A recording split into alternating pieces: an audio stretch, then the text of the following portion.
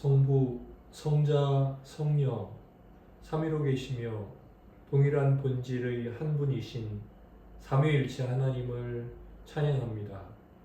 지금도 살아계셔서 만유를 지으실 때와 동일한 능력과 지혜와 섭리로 모든 것들을 다스리시며 당신께서 작정하신 그날까지 모든 것들을 이끌어 가시니 하나님, 당신만이 저희의 참된 주인이시며 또 주관자이시며 심판자이심을 이 시간 고백합니다. 이런 당신에 대한 인정과 고백이 우리 안에서 다시 한번 점검되어져 하나님을 그렇게 알고 믿는 축복을 잃어버리지 않게 하시고 또다시 달려 주님의 거룩한 부활을 기념하는 날에 이르게 하시고 이러한 것들이 반복되지다가 하나님 나라에 이르게 되는 귀한 은혜가 저희들 모두에게 있게 하옵소서.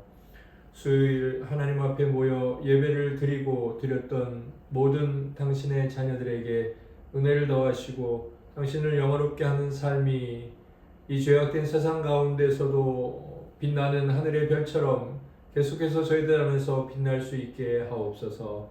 우리를 구원하신 예수님 이름으로 감사하며 기도드립니다. 아멘. 찬송가 484장 하나님께 찬양 올려드리겠습니다.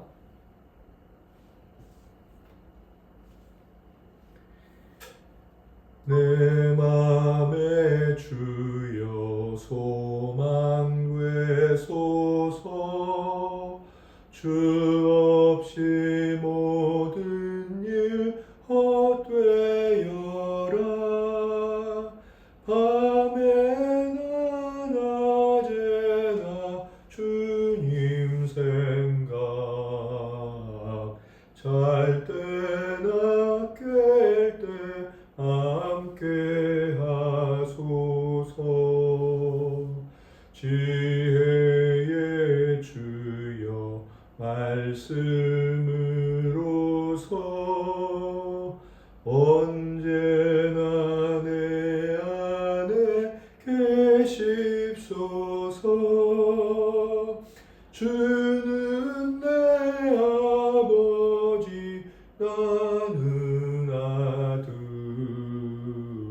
주 안에 내가 늘 함께하네.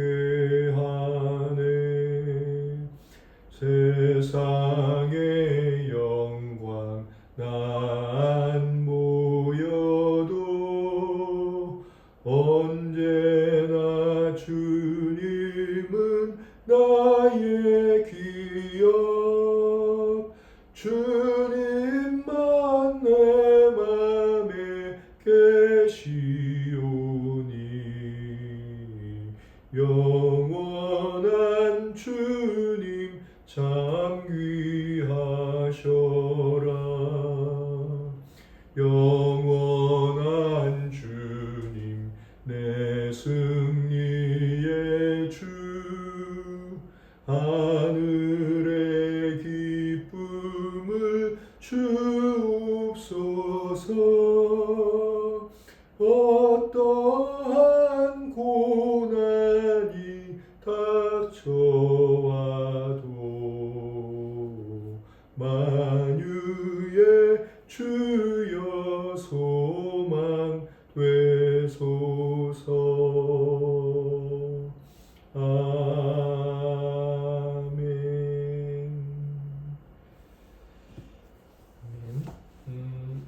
온세미로 교회는 수요학당이라는 이름으로 하나님 앞에 수요일에 예배드리고 있습니다.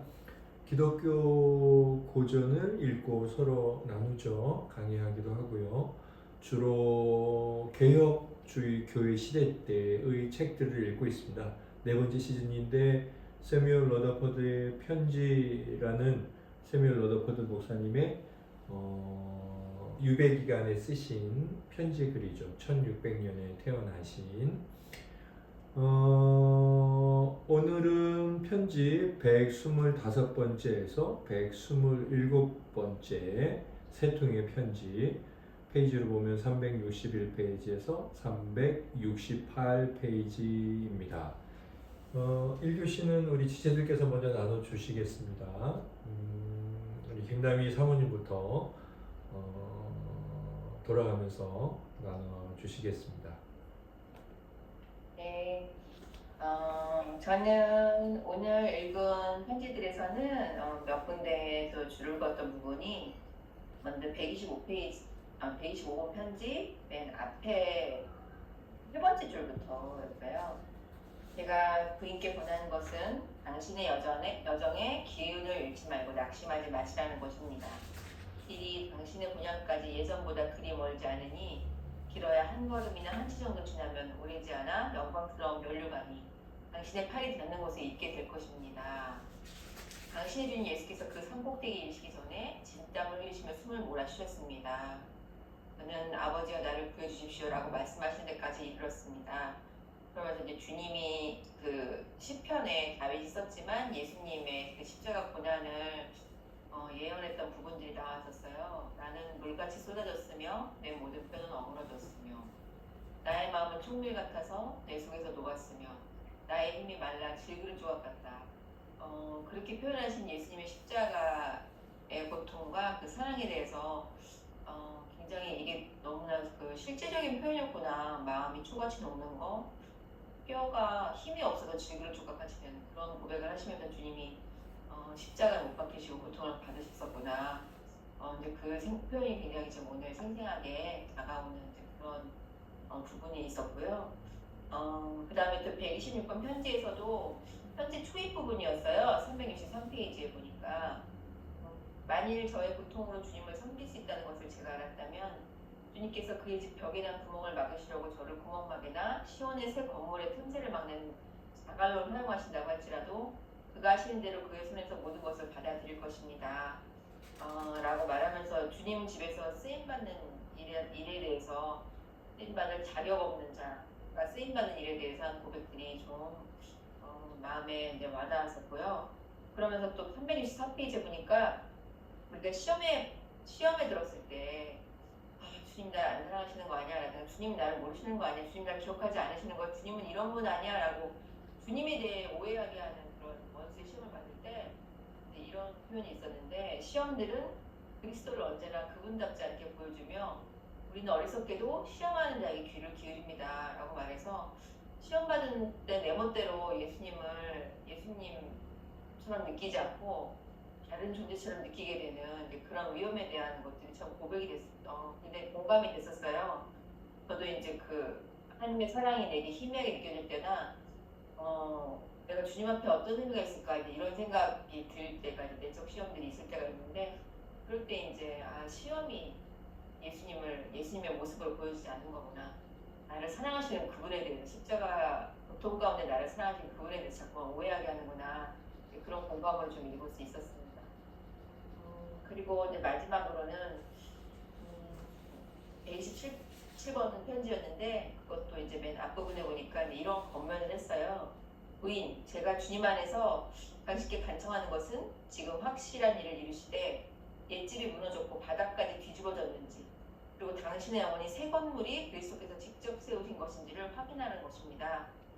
그래서 예수를 믿기로 결단한 일이 나의 옛집이 완전히 무너진 사건인지 그리고 주님 안에서 직접 세워진 새 건물로 이사가는 바로 그런 사건인지 점검하라는 그런 믿음의 권면이었어요. 그래서 구원받은 성도로서 내 믿음에 대해서 내가 정말 이전에 좋던 것, 이전에 사랑하던 모든 것을 갈아엎은 그런 내 집이 무너지고 새 건물 가운데 주님이 세우신 집에 거하는 자인지에 대해서 확인하는 그런 권면받는 그런 내용이 좀 와닿아서 그 부분을 은혜를 나누고 싶었습니다. 네. 다 나눴습니다. 원래자님 받아주세요. 네, 저는 세 가지가 있는데 일단 125번 편지에서 두 개가 있거든요. 일단 하나는 그 자녀에 대해서 어떻게 키워야 되는지 그 362페이지의 마지막 부분에 당신의 자녀에 대하여 주님이 허락하시는 것보다 더 무거운 짐을 들어 올리지 마십시오. 그리스도께서 계셔야 할 마음의 노른자 위에 그들을 두지 마시고 마음의 옆자리를 그들에게 주십시오. 그렇게 하지 않으면 그들은 당신의 우상들이지 당신의 아이들이 아닙니다. 이 부분을 읽으면서 부모로서 자녀에게 어떻게 해야 하는지 조금 더 현명하게 하나님 앞에서 잘 가르치는 그런 모습들, 그런 것들에 대해서 다시 한번 생각하게 됐었고, 125번 편지의 마지막에 그 부분, 363페이지 마지막 부분인데, 모든 신자들은 죄로 인해 오래된 낡은 벽시계와 같아서 떼어내려야 하고 문질러 닫고 수리하여 전보다 더 나은 틀에 넣어 다시 설치해야 합니다. 죄는 몸과 영혼을 녹슬게 했고 우리의 사랑하시는 주님은 죽음으로 우리를 끌어내려 문질러 닦으시고 죄의 뿌리와 찌꺼기를 완전히 씻어 정결케 하십니다. 그리하여 우리가 전보다 더 나은 틀에 설치될 것입니다. 그러니 힘내십시오. 천국이 당신 것입니다. 그것은 아주 적은 수의 사람들이 할 수 있는 말입니다. 이 부분을 읽으면서 그 회개를 계속하면서 나아가잖아요, 신자가. 그것처럼 그 회개를 통해서 이런 벽시계의 저의 모습을 계속 닦아내고 씻어내고 깨끗게 하는, 그게 하나님의 은혜로서 가능하고 하나님 함께 하심으로써 가능한 일인 것을 더 이번 주 말씀에서도 그랬고 더 확신 있게 그렇게 이제 더 나아갈 수 있다는 그것들이 더 확신이 생겼고, 이렇게 더 내가 낡은 시계와 같지만 그래도 깨끗해질 수 있다는 그게 얼마나 되게 큰 기쁨이 될까라는 생각이 들어서 되게 더 인상 깊게 남았던 그 부분이었고, 그거와 더불어서 127번 편지 367페이지에서 그리스도를 꼭 잡으십시오. 기쁨, 많은 기쁨은 당신은 그에게 얻게 될 것입니다. 이 부분이 저한테 확 와닿았습니다. 그래서 정말 하나님과 동행하는 것, 하나님께 의지하는 것, 하나님을 붙잡는 것,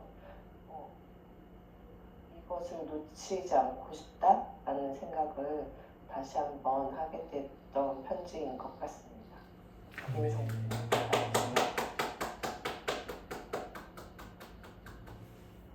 저는 362페이지 중간에 보면 전도 사모님께서 나눠주신 부분 좀 뒷부분인데, 당신 앞서서 그의 거룩한 발이 밟으신 그 길을 당신이 더욱 사랑하시리라고 저는 확신합니다.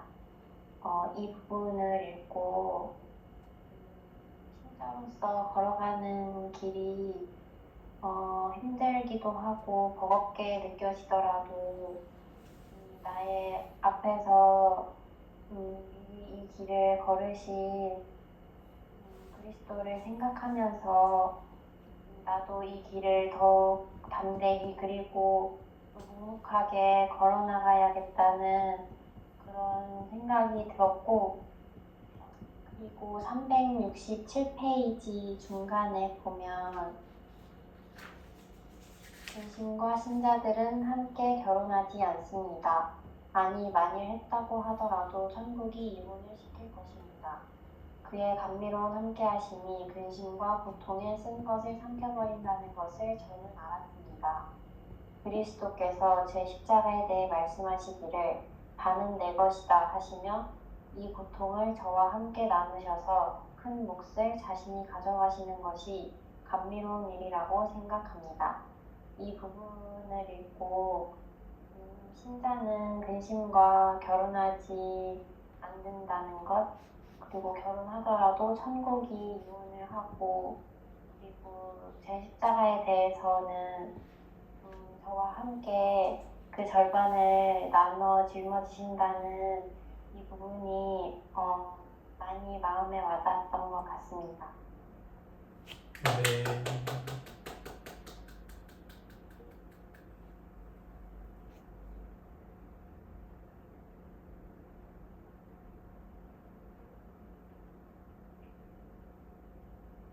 김영수 집사님이 지금 아침에 출근하고 와서 잠이 들었는데 이거를 듣는다고 지금 킨 것 같은데 말을 못하는 것 같아요.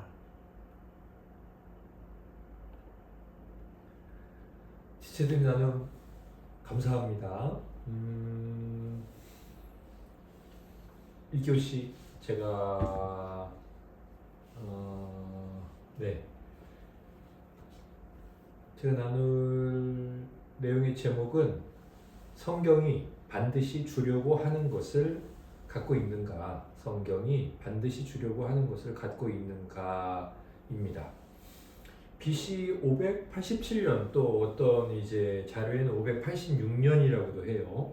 예수님께서 오시기 전 한 600여 년에 예루살렘이 이제 바벨론에 의해서 함락이 되죠. 그리고 하나님께서 예언하게 하신 것처럼 70년간 바벨론의 포로가 되죠.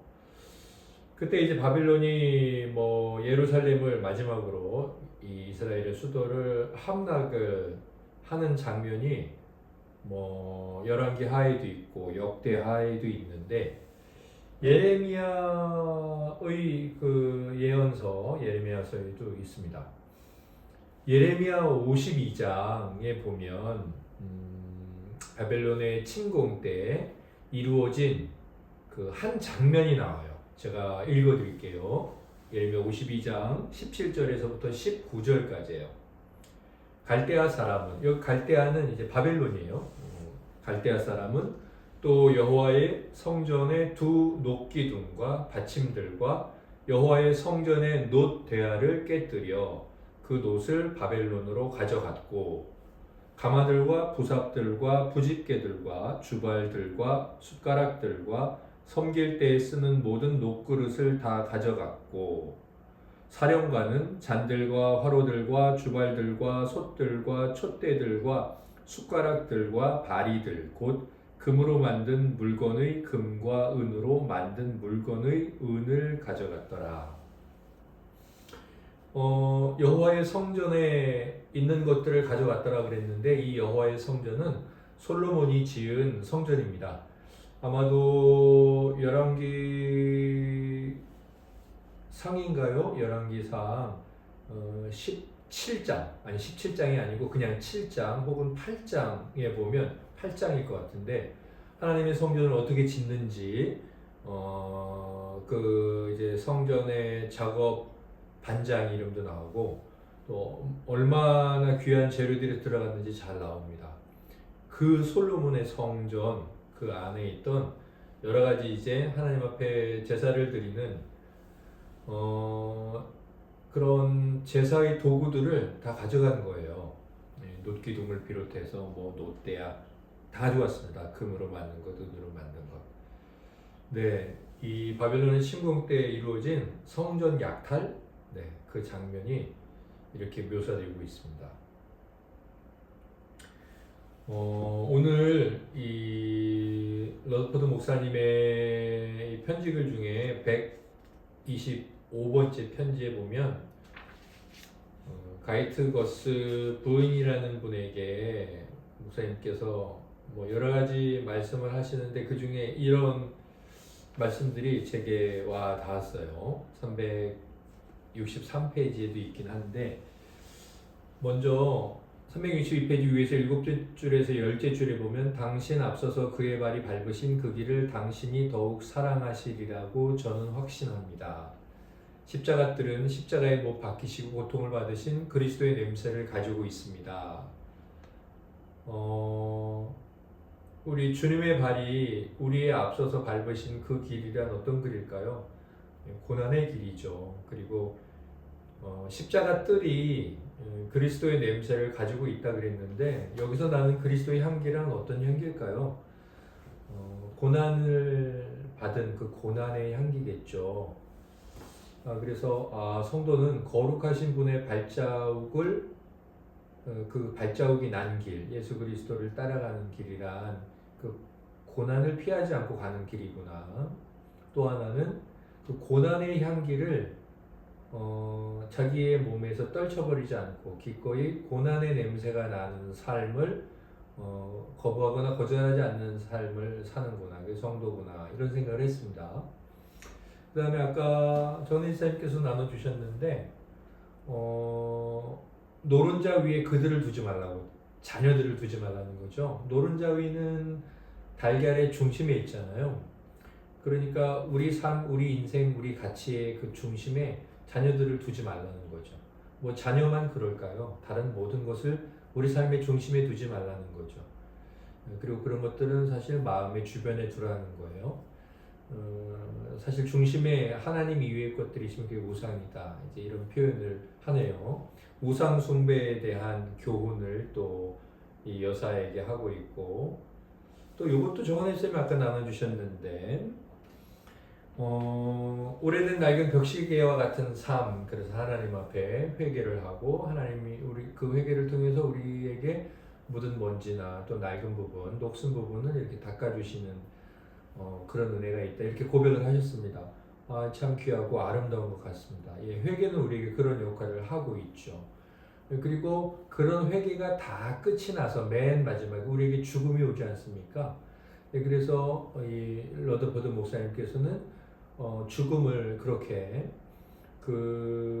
이제 낡아 빠진 껍데기 케이스를 이제 새롭게 갈아 끼우는, 그래서 죽음이라는 것을, 성도의 죽음이라는 것을 그렇게 새로운 기능을 가진, 또 새로운 케이스에 담겨진 존재로 그렇게 표현하죠. 그러니까 사실 죽음과 그리고 성도의 부활, 그 부활의 몸의 그 위대함, 이제 그런 격려를 해주고 있는 겁니다. 러더퍼드 목사님을 보니까 아까 성도라는 어떤 자들이냐, 고난의 향기를 내뿜는 자들이다 그러면서 쭉 말씀을 쓰셨어요. 그렇죠? 시편 22편 14절을 통해서 또 15절을 통해서 우리는 주님께서 물같이 쏟아졌다는 거, 뼈가 어그러졌다는 거, 또 힘이 말라진 질그릇 조각 같아졌다는 것, 이제 이런 표현을 하는데, 뭐 그런 고난뿐만 아니라 우상 숭배가 무엇인지에 대한 생각도 성경을 통해서 깨달으셨고, 그리고 성도가 죽는다는 건 세상 사람들과 너무나 큰 다른 일이다. 그리고 이것은 성도에게는 오히려 너무나 영광스럽고 명예로운 일이다, 이렇게 표현을 하셨죠. 이걸 쭉 보고 있으면 똑같은 성경을 보고 있는데, 러더퍼드 목사님과 이 시대 우리가 성경을 읽고 나서 그 성경 속에서 얻는 내용물이 상당히 많이 다르구나, 이런 생각을 했습니다. 러더퍼드 목사님께서는 성경을 통해 고난의 유익에 대해서 깨달으셨죠. 그리고 우리 마음에 무엇을 중심에 둬야 되고 목표가 무엇이어야 되는지를 깨달으셨죠. 절대 예수님 이외에는 안 된다. 그 다음에 사람들이 가장 두려워하는 죽음에 대해서도 우리는 죽음이 영광스러운 것이다 라고 이해를 하셨더라고요. 제가 아까 읽어드린 예레미야 52장 17절, 18절, 19절을 그날 제가 읽다가 제 마음에 이런 생각이 들더라고요.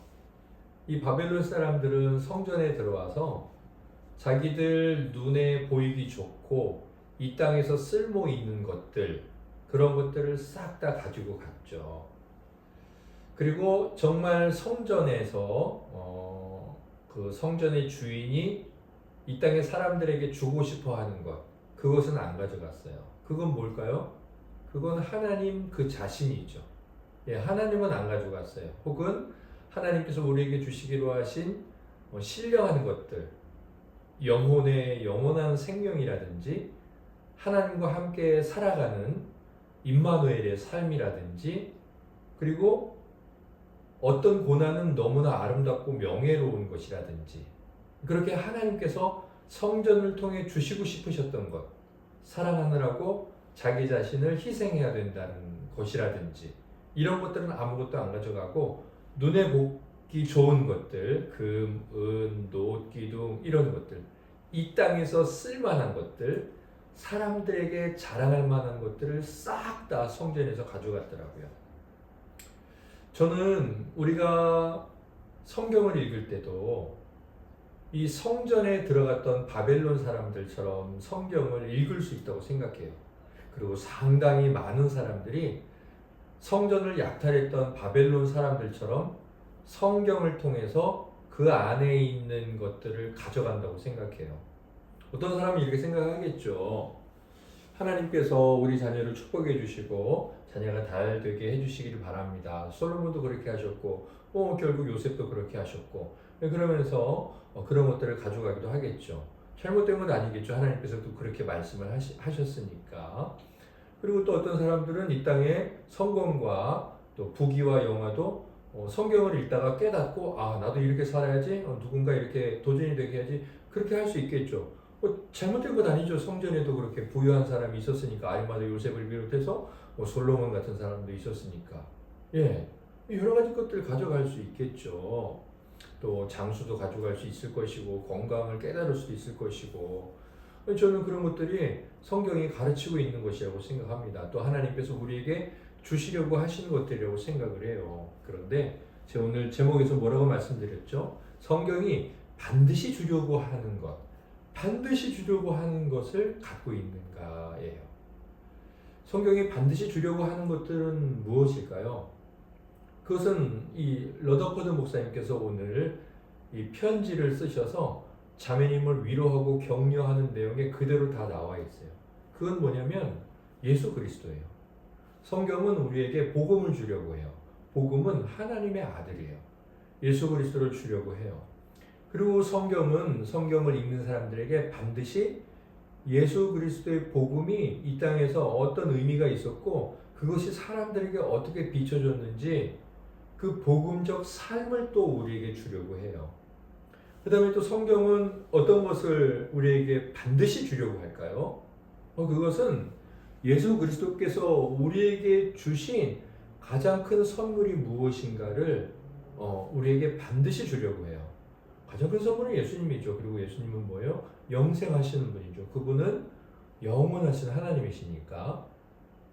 이 모든 것들을 곰곰이 생각해 보면 예수 그리스도나 복음적 삶이나 영생이나 이건 이 땅에서만 혹은 이 땅에서 그렇게 유용하거나 혹은 이 땅에서 자랑스러운 거나 한 것들이 절대로 아니에요.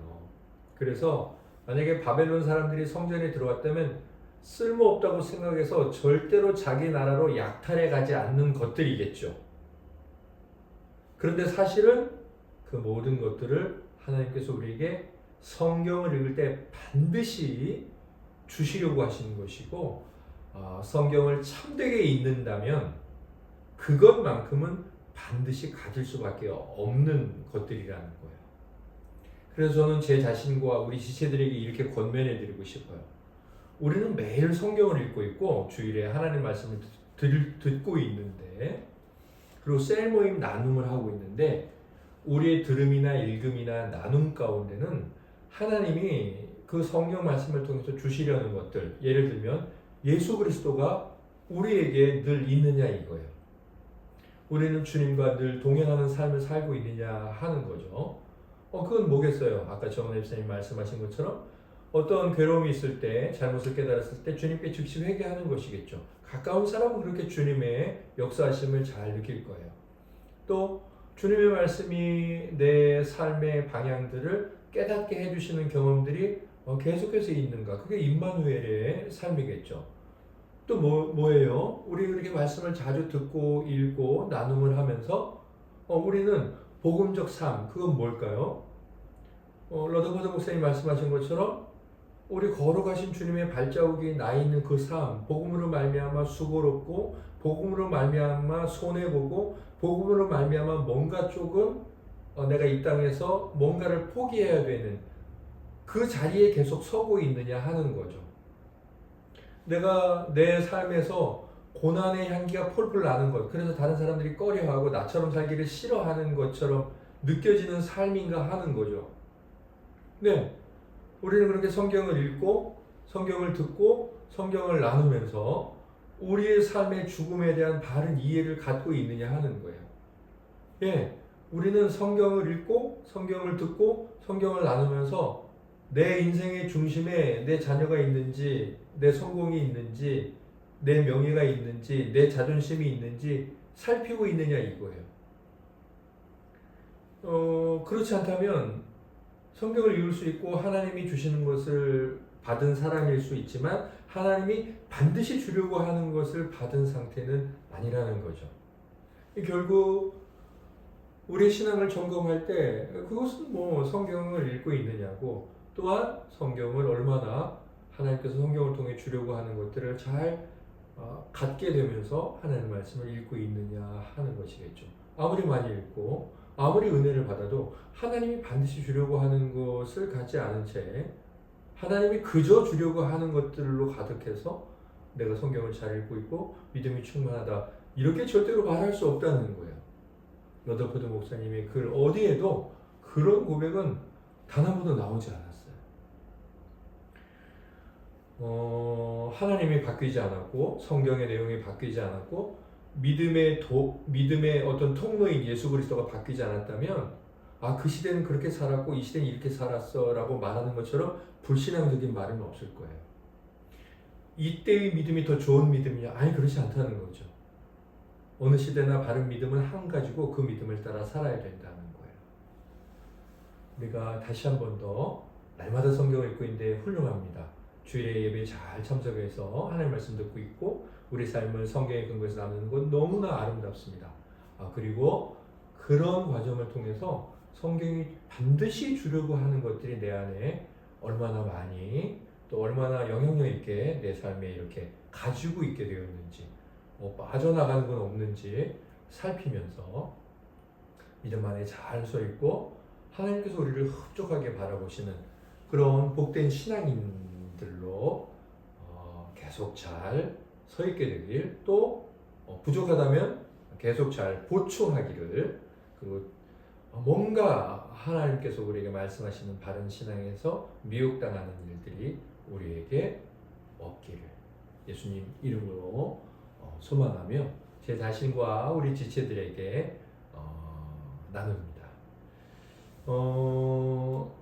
우리 지체들께서 한 번 더 3교시죠. 나눌 것이 있으면 나눠주시겠습니다.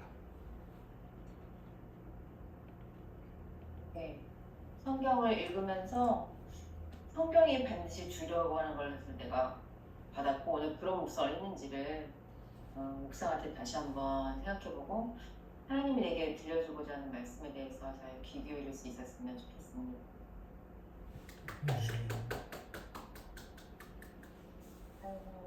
성경을 더 가까이 더 즐거이 하는 그렇게 되었으면 좋겠습니다.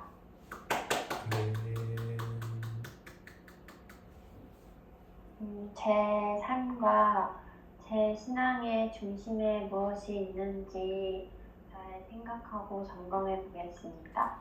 아멘.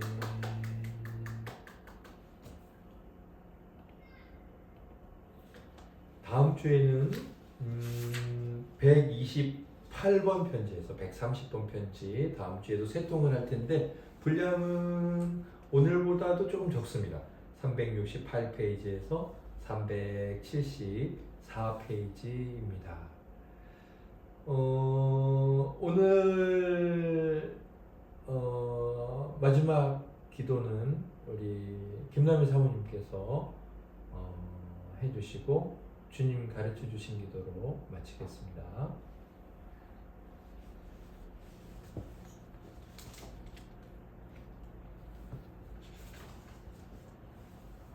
사랑의 하나님, 우리에게 하나님의 말씀을 주셨습니다. 주님의 말씀은 그 옛날 선포되고 끝난 것이 아니라 꺼내어 읽고 듣는 우리에게 바로 지금 말씀하시는 하나님의 음성인 줄 믿습니다.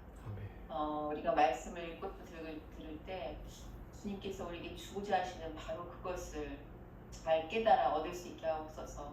우리 주 예수 그리스도를 알고 발견케 하여 주시옵시고 주님으로 말미암은 생명의 복음을 받아 누리며 얻는 자들 될 수 있게 하여 주시옵소서.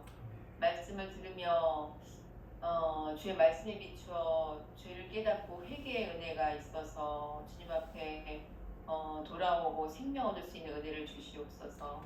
그리고 말씀을 등불 삼아 우리가 나아갈 일들에 대한 선택과 결단들을 할 수 있는, 또한 그렇게 살아가면서 우리가 십자가에 때로 우리 자신을 못 박아야 하는 그런 순간 가운데 말씀 따라 살아가는 그 고난을 감내할 수 있는 그런 십자가의 향기가 우리에게 있게도 하여 주시옵소서. 그러나 주님, 이 모든 것이 천국이 우리 손에 닿을 듯이 멀지 않은 성도의 삶이요, 세상이 줄 수도 없고 알 수도 없는 기쁨인 것으로 그렇게 십자가의 길을 할 수 있도록 은혜를 주시옵소서. 모든 것을 감사드리며 주님을 사랑하며 우리 주 예수님의 이름으로 기도드립니다. 아멘. 하늘에 계신 우리 아버지, 아버지의 이름을 거룩하게 하시며 아버지의 나라가 오게 하시며 아버지의 뜻이 하늘에서와 같이 땅에서도 이루어지게 하소서. 오늘 우리에게 일용할 양식을 주시고 우리가 우리에게 잘못한 사람을 용서하여 준 것 같이 우리 죄를 용서하여 주시고 우리를 시험에 빠지지 않게 하시고 악에서 구하소서. 나라와 권능과 영광이 영원히 아버지의 것입니다. 아멘. 아멘.